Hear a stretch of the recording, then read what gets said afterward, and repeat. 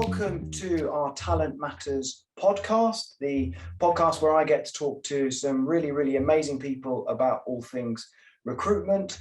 Today, I am joined by Cara O'Leary, Sales Director of LinkedIn. So another amazing person to speak to, and really looking forward to getting stuck into this podcast today. Cara, welcome. How are you? I'm great. Thank you so much, Dave. And thank you so much for having me. I am looking forward to our conversation today. It's an absolute pleasure. And LinkedIn is everybody's favorite recruiting tool, I think. If I had £1 for every time that someone said, yeah, I found them on LinkedIn, then I wouldn't be doing this podcast from Reading. I'd probably be doing it from the Caribbean. I wouldn't have a coffee here. I'd have some sort of pina colada or something by my side. So yeah, really looking forward to getting stuck into this one. So welcome, and yeah, thanks very much for having us. Now I went onto your LinkedIn profile. Where else? And you got a pretty impressive track record. And for those viewers who have joined us that are not jumping straight off of this podcast to go straight and check out your profile, give us a little précis of you and what you've done or doing. Sure.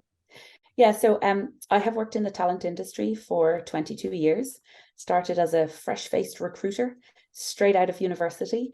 I spent 16 years working in the recruitment and staffing industries, been a recruiter, been in sales, have worked as a leader across multiple different brands in recruitment. And then one day in 2016, I got an email from LinkedIn. Started that conversation, and I joined LinkedIn in September of 2016. I joined as a global account director, spent a couple of years in that role. And for the last 4 years, I have been a senior sales leader at LinkedIn, which is a company that I have long admired and a platform that I have been a member of for too long, probably 16, 17 years at this point. Too late. Yeah, so I have to say, I feel very fortunate to work at a company where I really believe in the products that we are selling and the platform that we have built. Super. It's I can't remember when I joined LinkedIn. I remember one day getting a message from a friend of mine just saying, hey, look at this, join this, it would be really good. And of course, you know, I mean, it must have been 15 years ago, maybe longer. You know, you get to a certain age, and the day and the decades just pass, and you sort We're still young, Dave. We're still young. Well, yeah. I mean, you may be, but I am definitely feeling grayer and older as every day goes by. But that's another topic, another podcast completely. So, okay, you know, LinkedIn, very much you guys are on the finger on the pulse of what's going on. What is going on? What's happening out there at the moment? What's changing? We've been through a turbulent time. Seems like we're going into another turbulent time. But you know, what are you seeing out there at the minute? I love that. So what's happening out there? So much. And what's changing? I would say everything and all the time. You know, I think if we think back over the last 2.5 years, I'm not sure that the world of work has ever seen so much change in such a condensed period of time. You know, overnight we went from happily going into work every day to all of a sudden everybody worked at home. And that was an enormous change, a huge thing for companies to manage in terms of infrastructure and technology, but also the people and how we managed our cultures. So just a phenomenal, the rate of change over the last couple of years. And of course, just as we kind of settled into it, you know, and everyone found their groove and we were all working from home and, you know, children went back to school, life got back to a sense of normality, everything changed again. And now offices were opening and we were going into work and some people were going in and other people weren't. And we found ourselves in this very new world of hybrid work. Some people are in offices, some people are remote, some people do, you know, 2 days or 3 days or whatever that looks like. So I think that's one thing that has changed. We've also seen a massive shift in the economy. So we have gone from, I suppose, the highs of this time last year in terms of where world economies were at. We've seen a war this year. And just again, another significant change. We're seeing very high inflation rates, but at the same time, in a stark contrast, we have very low unemployment rates. So typically, people are starting to talk openly now and talk about recession. The R word comes up in a lot of conversations. But we're in a bit of a strange place in terms of, yes, inflation's very high, but we're at almost full employment right now. In the UK, I think it's slightly less than 4% maybe, which a lot of people would consider to be full employment. So it's just record jobs as well. Yeah. I mean, absolutely. We are still seeing like phenomenal numbers of jobs open on the platform, people changing jobs. Numbers are still consistently high, but it's a very strange time, very difficult for, well, I won't try to predict the future, but it's very difficult for those in the know and the economists, even Cara, to predict. That comes, that's a question later. So I'll get my crystal ball. The good thing is it's a no strings attached prediction, so okay, you can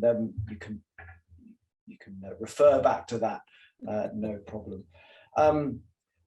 So with where we're at, remote hybrid working, I know you guys have done some research which was really really want to hear about that. And then you've also got some really opinionated people around work from home. It's only recently we've seen Elon Musk, declare that everyone needs to go back to the Twitter offices, and he's fairly on one extreme of the spectrum. So, but most people want to work from home. They want to be hybrid. Tell us about this research which you were talking about before, and I just found it really interesting. Sure, yeah. So we've done a lot of research, both as LinkedIn, but also we have access to a lot of the Microsoft research that has happened. And our most recent LinkedIn Talent Trends report has told us a lot about what's happening in the market right now. Specifically, so when I think about employees or candidates, right, people who are looking for work or open to work, what we are seeing is a lot more caution. So people are not prepared to change jobs in the same way that they may have done a year ago. They're more cautious about the changes that they're making. They are looking at more jobs before they're applying for a job. And so that's how we're aware that they are kind of taking a more cautious approach.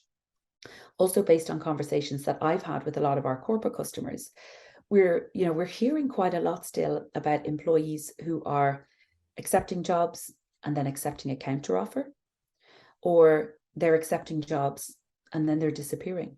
So they're never showing up on that first day. And I think that goes back to that level of caution that people are feeling. They're just not convinced, maybe for some people, that now is the right time. Now we are still seeing people moving, people changing jobs, accepting new jobs. Obviously, a lot of our customers in the recruitment industry making a lot of money on the basis that people do continue to change jobs. But I think there's definitely that sense of caution that maybe wasn't there a year ago. And so that's the first thing that we've really noticed. But the other thing, and you mentioned that people do want flexibility. And interestingly, in our Talent Trends report, that is absolutely what we're seeing. So we are seeing that, particularly in the UK, flexibility has become their number one priority. So as overpay, yeah.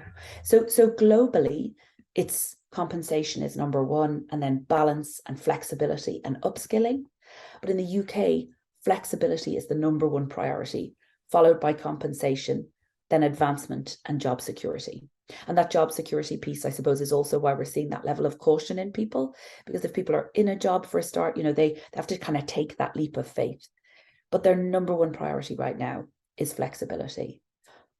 And that provides an opportunity for employers, a very real opportunity to capture that marketplace of people who are looking for flexibility.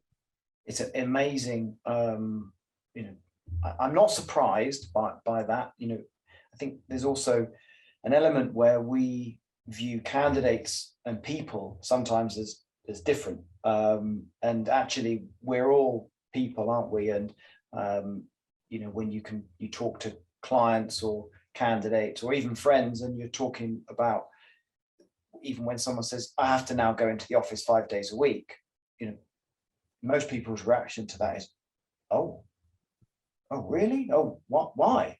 And so, you know, I can see that people want more flexibility. And then, you know, if you just talk to any people, I think that the days of going into the office 5 days a week, if you can work from home, I think they're gone. I think that we know that's now, we've moved on from that. So I can see that candidates would want more flexibility, and I could see they'd be more prepared to work in a job for a company where they have that flexibility, and would possibly want to leave the companies where they are demanded to go in 5 days a week, or maybe not even apply to them in the first place. Absolutely. And where are you sitting right now, Dave? Is that, so I really like the display behind you. Are you in an office or in your home office? It is actually my office. It is your office. So very nice office. So I am in the office. But you know, even the way I will work, and this is what I mean with people and candidates, you know, we're just all people. So yeah, I like working in the office, but I'll also spend a couple of days a week working from home. So I'm no different from anybody else. Exactly. But I mean, that's just it, right? There's two of us here having a conversation. You're in the office, I'm at home, right? And that's just on a given day. If we spoke again on Thursday, I might be in the office and you might be at home.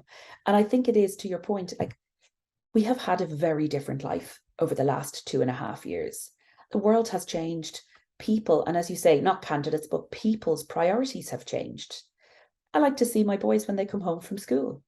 I like to, you know, just pop downstairs for 10 or 15 minutes, check in on how their day was, or like to go for a walk with my husband at lunchtime, or whatever that might be. Things are different now. We've adapted our lifestyle, we've adapted our days and our weeks, and it doesn't suit people to be commuting for maybe an hour each way every day to get to an office where they know they could have done that same work as productively at home.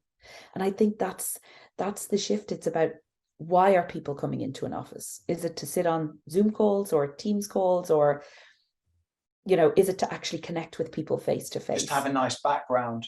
I haven't got this nice background at home. Well, you know, you could take a photo of it and just pop it in. That's true. Yeah, that is true. Have I just saved you hours of commuting? Yeah, you might have done. So, but I mean, do you feel, you don't feel any less productive from, you know, from working from home, right? You know, in fact, your performance is probably greater because you do get the opportunity to have a little bit of balance, you know, whether or not it's, you know, seeing your children, having a walk, you know, all that kind of stuff. Performance isn't impacted, because that's the number one thing that people, you know, throw at, you know, the accusation is that they're sitting at home watching Netflix all day. They're not actually working. So, you know, what's the answer to that? So I'm going to call that one productivity paranoia, right? And I didn't capture that phrase myself. So I mentioned that we have access to a lot of Microsoft data also. And there was a recent Work Trends Index report that Microsoft produced, which is based on a survey of 20,000 people globally, along with trillions of data points of Microsoft data, LinkedIn data, and the people science of Glint, which is our employee voice survey platform. And effectively, what that tells us is that when people were surveyed, and this is the kind of catch-22 scenario, when people were asked the question, you know, do you agree or disagree that you feel productive when you're working? 87% of employees agree with that statement. So 87% of us think we're productive working at home, working in a hybrid world, 87% of us.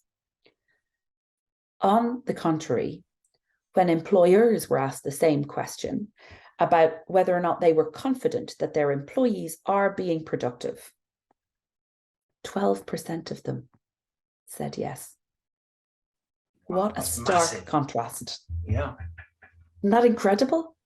It's almost like the exact opposite. 87% on one side, 12 on the other. And you can almost see how it happens, though, because if these people, if an employer casts their mind back 3 years ago, they were walking around an office looking at people so they could see what they were doing. When I think of it from my perspective, so I have about 130 people in my team, and everyone used to sit in the same office. So you could walk around really busy, everyone's on the phone, everyone's talking. And so by perception, you're thinking, yep, there's productivity. People are busy, they're working. Now, if I go in the office, some people are in the office, lots of people are not in the office. Different people on different days, depends what suits them. We have absolutely embraced a hybrid work model. So I can't see them to decide whether or not they are being productive. But that's when you have to think, we need to focus more on the output than the input. Are the numbers telling us that people are being productive? And you have the additional layer of complexity right now that the macroeconomy is also shifting.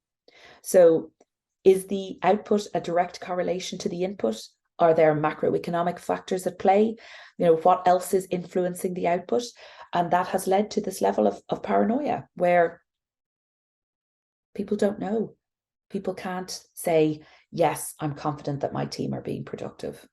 Now, I think if you have a level of trust in your team and you have ways of measuring what is happening, what the input looks like, then you can confidently say, yeah, I am confident my team are working. You could always have outliers, but if someone was to ask me right now, are my team being productive? I feel quite fortunate that I would be in that 12%. I would say, yes, I think my team are working hard. Yeah. I think you're right in terms of measuring output. That's the example that you just gave in terms of walking the floor. Subconsciously, you're measuring performance based on activity, how much someone is tapping away on their laptop, or how many phone calls they're making, or just how loudly they're talking. You're making all of these judgments. Whereas if you can't see any of that, then you hear of some firms measuring output by how long they're online, or how often their mouse cursor is moving. That's not the sort of output. So we haven't quite caught up. We haven't quite settled into it. The people have settled into working from home or whatever. But from a managing an employer perspective, maybe we haven't quite caught up with that, and we need to adjust our performance measurements above and beyond just going, that person's really busy because they're making loads of calls and sending loads of emails. Oh, absolutely. And I think no more than, if you think back to when people were in the office and we had this kind of presenteeism where, you hear stories about firms where nobody wants to arrive in after their director or partner or manager or whatever in the morning, and then they are all waiting for that person to go home before they can leave in the evening. But you can have that online presenteeism also, where people are moving their mouse cursor or whatever they're doing while they're watching Netflix. I just think it's that kind of productivity theater. Then that's what people are creating, and they just want to be seen to be doing. Whereas I think trusting people and giving them the space to do their best work where they do their best work actually drives higher productivity. Because I have no doubt in my mind that people who are happy and healthy, and bearing in mind that for a lot of people, going back to an office full-time drives a high level of stress or anxiety, or changes to their work and their life and their home life and their setup that actually may not be worth it. But I think if you can create a work atmosphere, whether remote, hybrid, in person, that drives kind of happiness, health, wellness with your employees, you're creating the space for them to be productive. Let's talk a little bit about LinkedIn, because I wasn't shocked, and because it's an expected figure, but you guys have got 90% of the working population have a LinkedIn profile, right? Sounds pretty accurate to me. It's if it's 91 or 90 or 89, I again shan't hold you to account, but it's most of the working population, which is obvious, of course, because whenever you're talking to anyone, really, you talk about updating a LinkedIn profile, or creating a LinkedIn profile. I think most people now, it's one of the first things they do. But that's huge coverage you have in the UK, and sometimes there is a misconception that the only people on LinkedIn are, I guess, what you'd call traditional white collar workers, and you definitely don't get any techies on LinkedIn. That's a misconception, right? If you've got 90% of the population, of the working population, that's a misconception. I would say that is a misconception, that we are, a platform for some people and not for all people. And we've definitely seen, I guess, growth in terms of not just our members, but the engagement on the platform over the last 2.5 years. And I think what that has done is, as the membership of the platform grows, so also does the richness of the content. There are more people, there's more diversity of opinion being shared. That diversity of opinion and opinions being shared by different people in different industries, in different jobs, also serves to attract more people who might want to listen to that opinion, or have a voice on that opinion, or read the materials those people have shared. And so there is that real network effect, where the more we become and are known for being a platform for all professions, irrespective of your color, but like for a place for everyone to discuss the world of work, then, we will continue to grow exponentially in being a place for everyone. And I do think that's the value that the platform brings, is everyone has their voice. And there are, I would say, I've even noticed it myself over the last couple of years, very different, I suppose, posts. I'm seeing a lot of diversity in terms of who is posting, what they're posting, what I see, what I read. And for me, I was an early adopter, so I've been on the platform since probably, I think it was, say, 2006, and the change over that time. But now it's one of the first places I go for information. So I love to go in the morning. I love to read what's happening on my LinkedIn. I love hearing, across the world, like my contacts in APAC, for example, will have been posting already because it's middle of the day or evening time for them now. And so it's just an interesting to see the different opinions. And I love seeing it grow and becoming more of a place for everybody. There was a huge kind of increase in people working for the NHS. I heard that during COVID, you guys did some stuff with the NHS, and now again, you wouldn't typically put the two together, or the misconception is, but you have a huge number of people working for the NHS that are on LinkedIn. Yeah, we certainly do. And yeah, it was absolutely our privilege to work with partners like the NHS across the world during COVID. I think it's important that at times of crisis, organizations do what they can do. And so it was a privilege for us to be able to do that. Amazing. It was like I said, I wasn't surprised or shocked, but at the same time, the numbers are so big that, you don't really realize actually the reach sometimes that LinkedIn has. So, which kind of brings me on to my crystal ball question. So what, and as I said earlier, no strings attached on this. You're not held accountable or liable if this. Very glad to hear it. So you can get away with a freebie. But you mentioned the recession. We're in it now, apparently. But what do you think is going to happen in the next 6, 12, 18 months?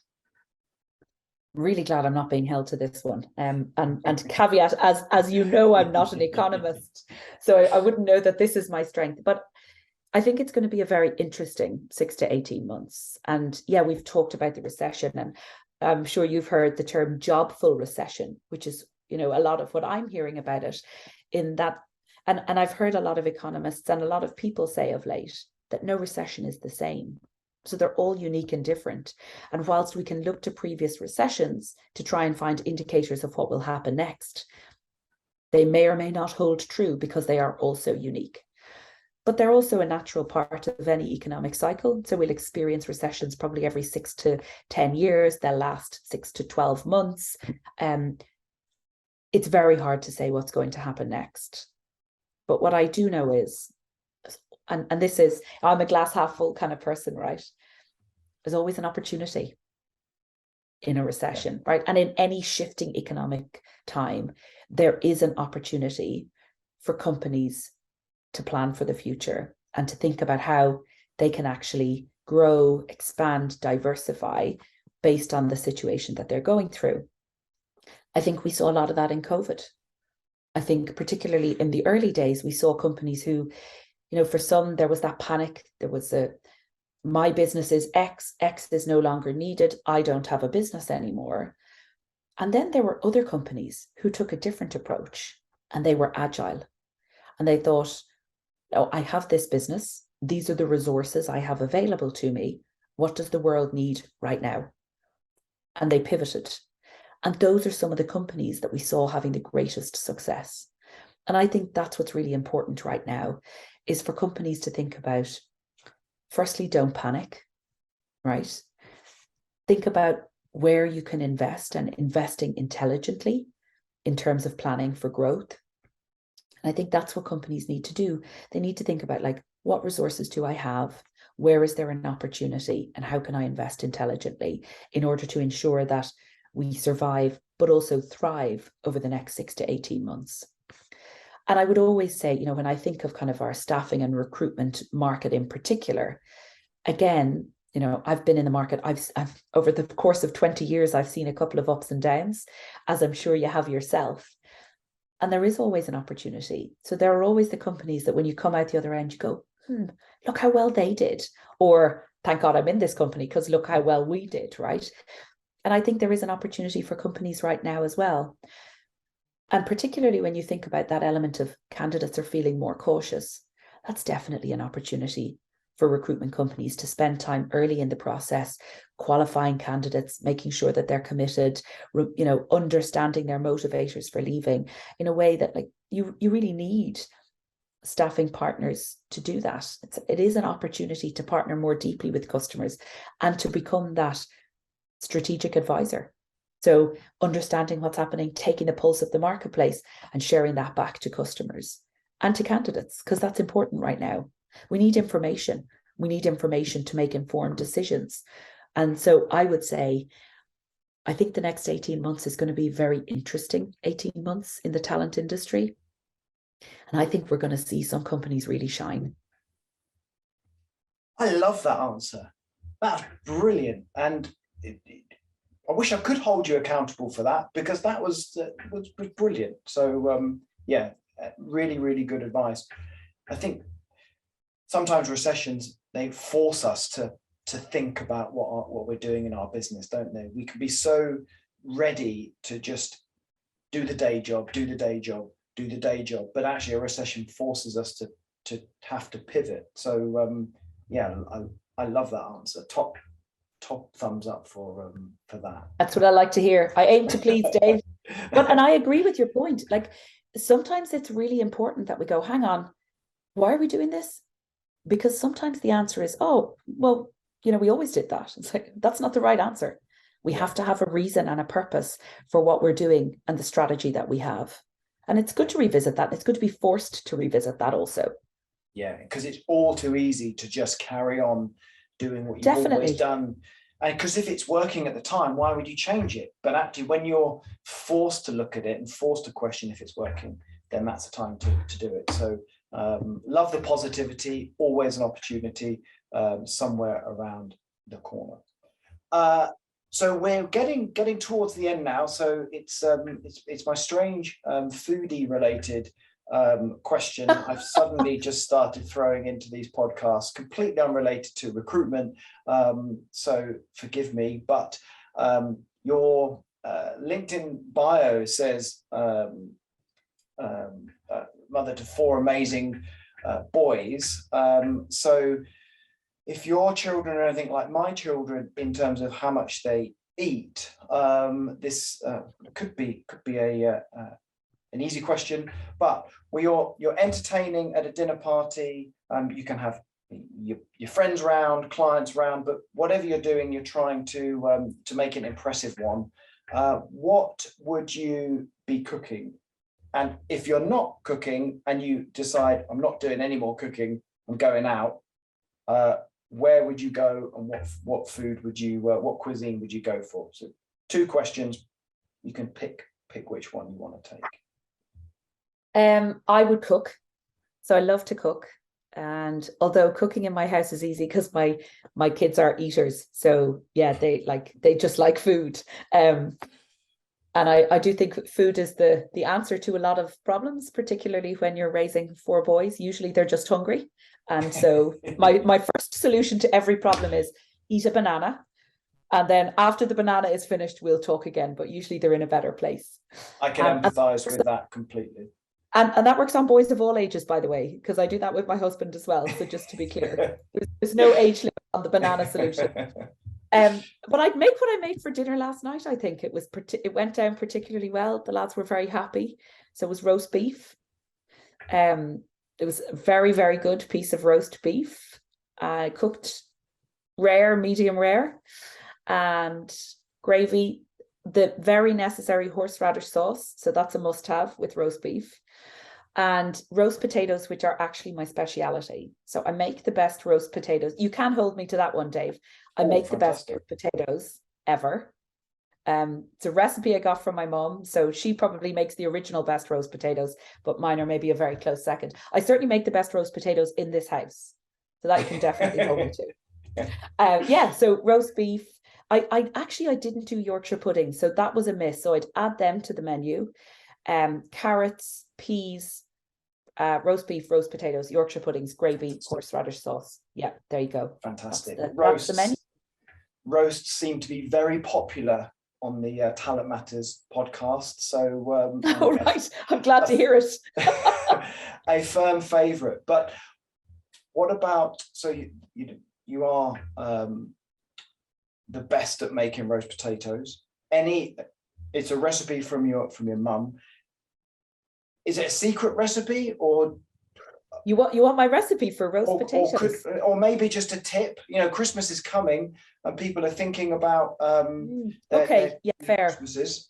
So a little tip for everyone listening. How do you make the best roast potatoes?